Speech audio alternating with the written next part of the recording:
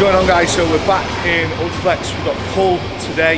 I don't think we've got this rotation on camera yet, so it should be pretty good. This is my bent over row rotation. So the last one we did, last pull session we filmed was the RDL rotation that was in the Strength Factory. So this is my other one. This session focuses on bent over rows as the main movement, and then just a lot of other movements that we get to use in this gym with a lot of decent kit. So obviously, like I say, I've got numbers for all my movements now. It's just a case of continues to get stronger, which I'm at peak strength now. Like, this is the strongest I've ever been across all my movements.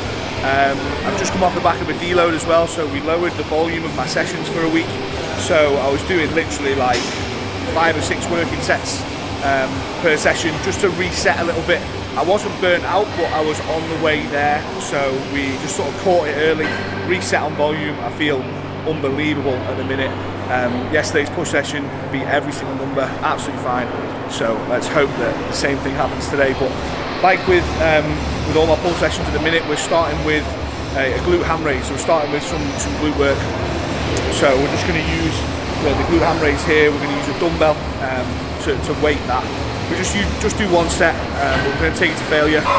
Always starting my pull posterior sessions with a movement like this now, just because my glutes and hammies need work, so we're going to try and fit them in a lot more frequently.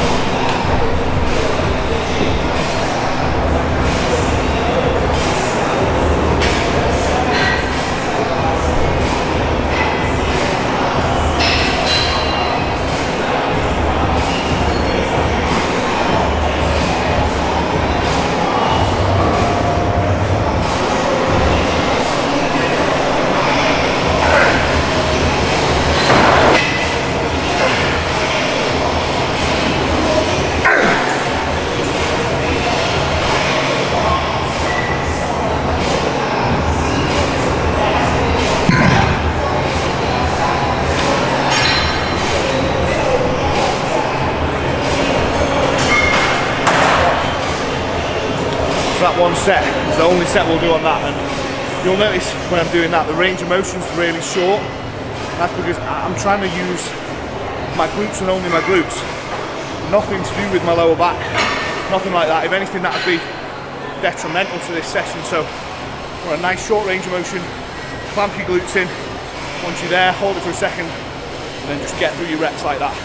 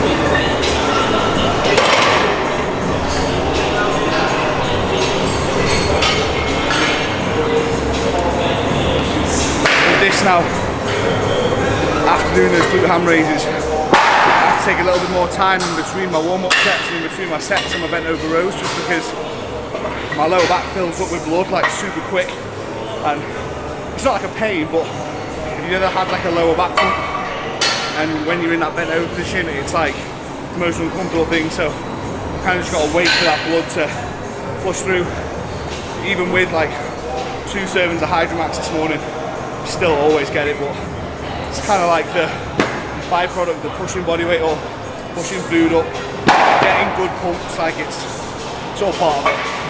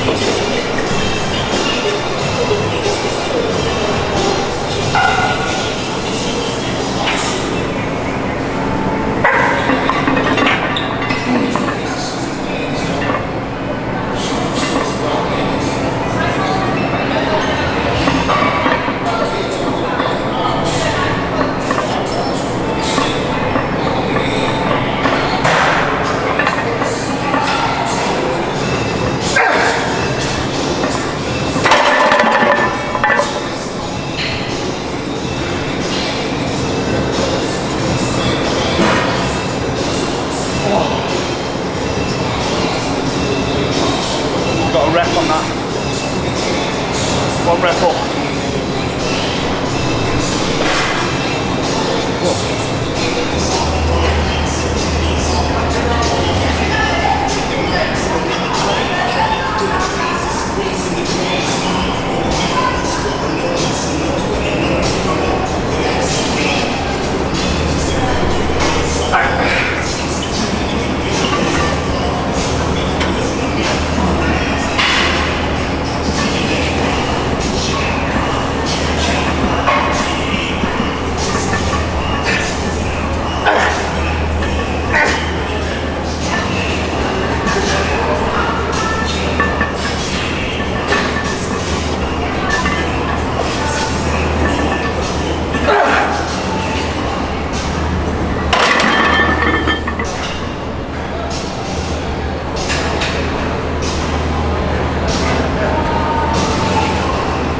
Been chasing 15 reps on that for about 3 fucking sessions.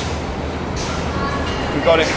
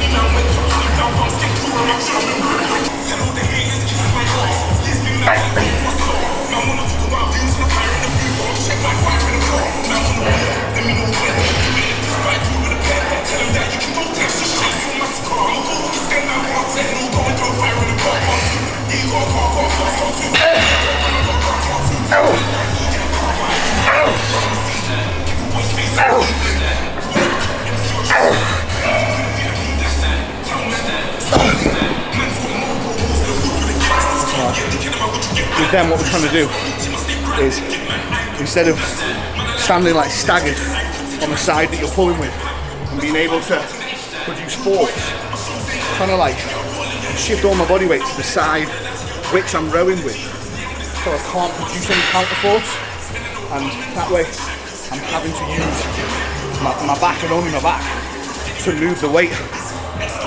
When I first started with Cuba,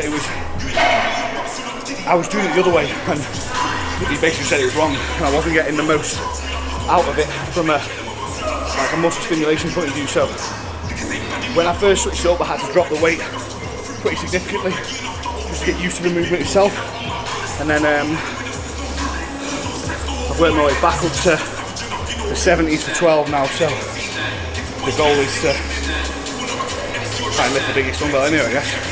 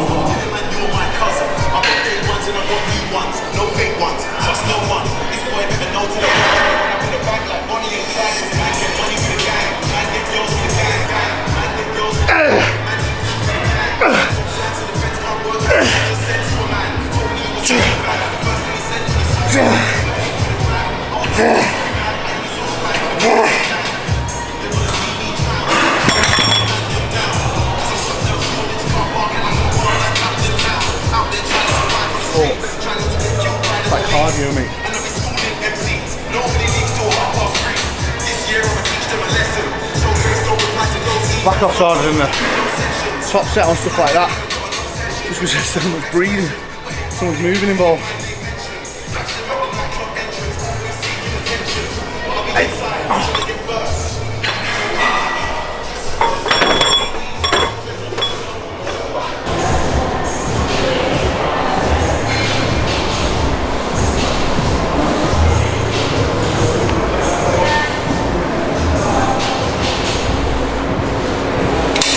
Try and make it as hard as I can.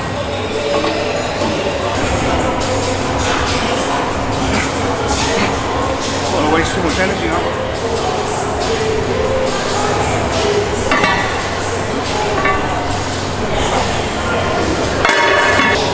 So with the way we've loaded this, we've loaded the beginning range really heavily because that's the easiest part of the movement, and then we're going to slightly load the end range. And the reason is I want to struggle getting out of that the first range, but be able to finish every rep.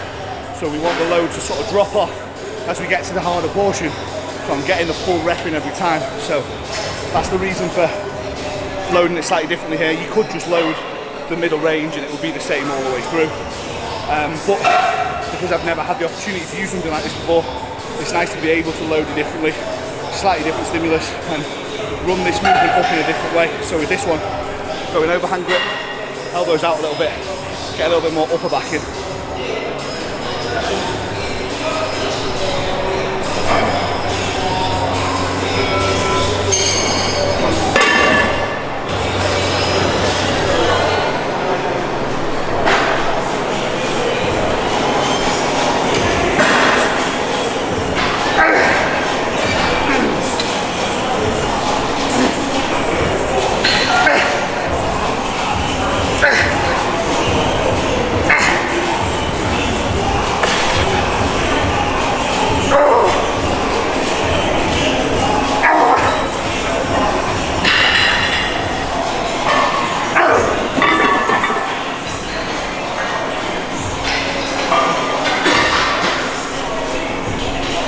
It's actually my first time using this.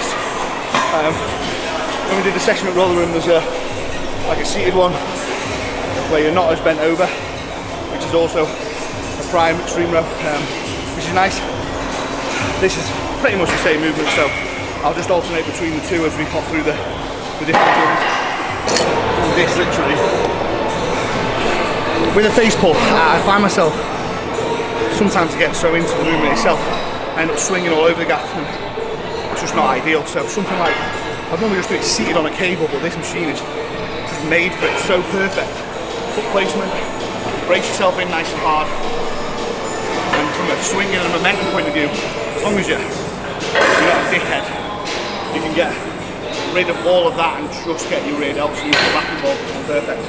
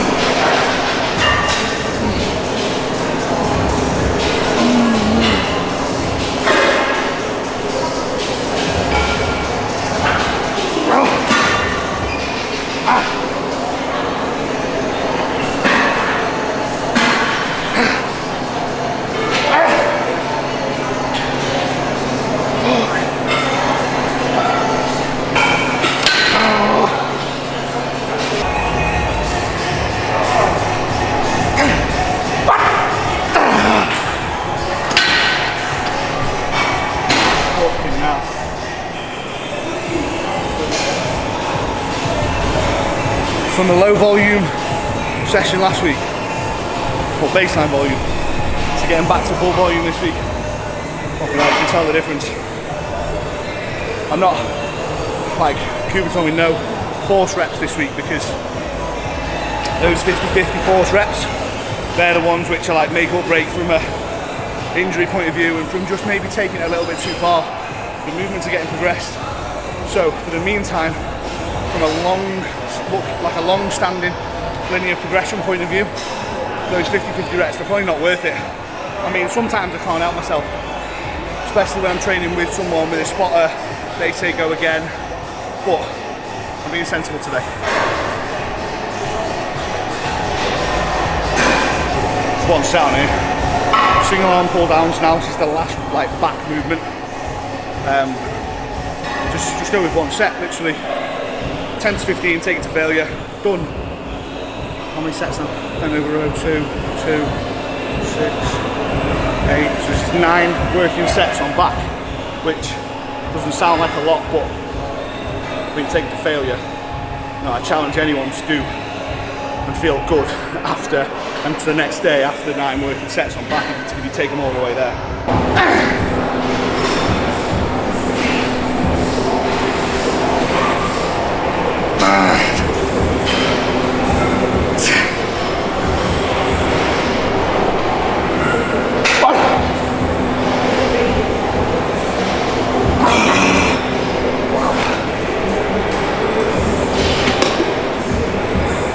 Extremely hard to do after all those rows and all those pulls. It's quite a restricted movement when you get yourself really pinned into that. Sort of kink yourself over to one side as you're rowing it in. Try and shorten that lat as much as possible. Horrible. Bicep curls, shrugs, bicep curls. I like to split my 2 bicep movements up with like it's normally a shrug or a rear delt, and I'll go like biceps, shrugs, biceps, or biceps, rear delts, biceps. Just because then I feel a tiny bit fresher going into the next movement of biceps. I feel I can get a bit more out of it sometimes. Ruin myself on the first one. Go into the second one, I almost feel like I'm half-arsing it, even though I'm not. Just because I literally can't get the reps. It's either too full of blood or just too fatigued to get them. So I kind of split them up a bit at the end of the session.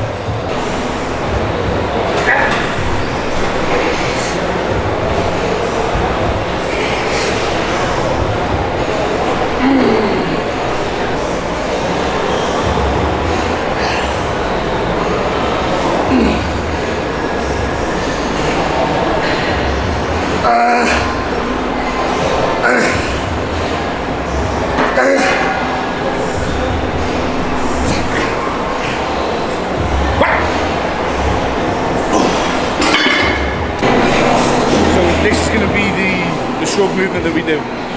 It's like a machine, essentially, like designed pretty nicely for shrugs. The nicest thing about it is you don't have to go all the way to the floor to get the weight. It sits really nicely at the side of your body. And just from like a movement point of view, the weight is directly down the sides. As you're shrugging, you can get the trap from a length into a shortened position really easily and really nicely. So it's a good one to use. It's one that I've only had in for like 2 or 3 rotations, but I feel like it's the most I've got out of a trap movement in a very long time, so it's a nice one to use.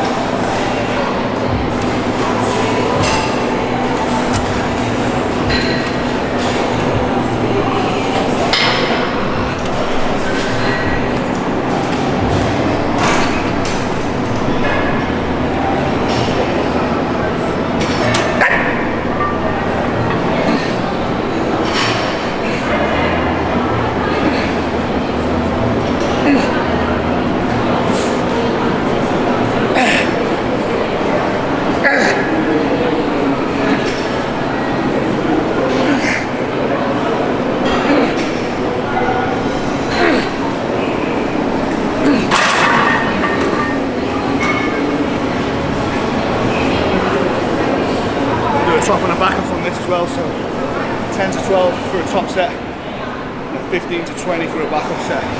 That's the fucking hard set.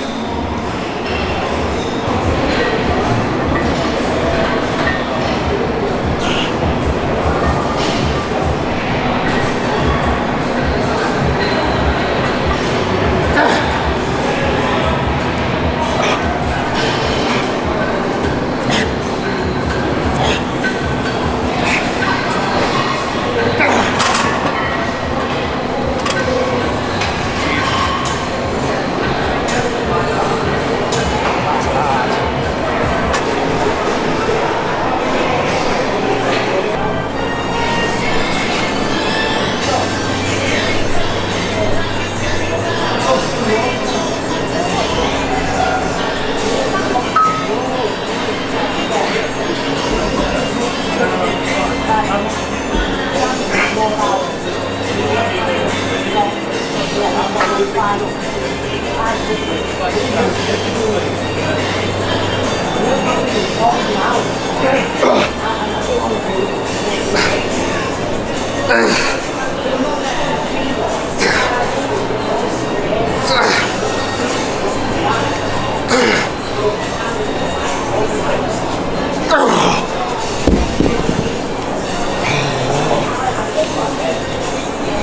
what I mean about. It's one of the movements where when you can't do any more, you just can't do any more. It almost frustrates me, but that's why I like to break them up with the shrugs. So I'm not coming from one bicep movement to another, getting like 3 reps and being fucked and can't do any more.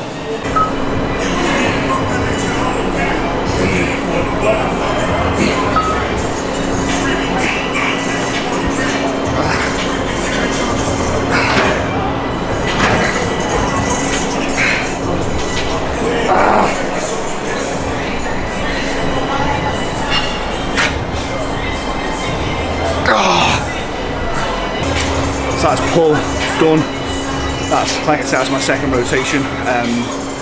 That's literally every single number was up again then, and that was, like I was saying before, being sensible, not taking those 50-50 reps. And I understand much more now about keeping myself fresh to progress and being more sensible in the way that I do make the progression.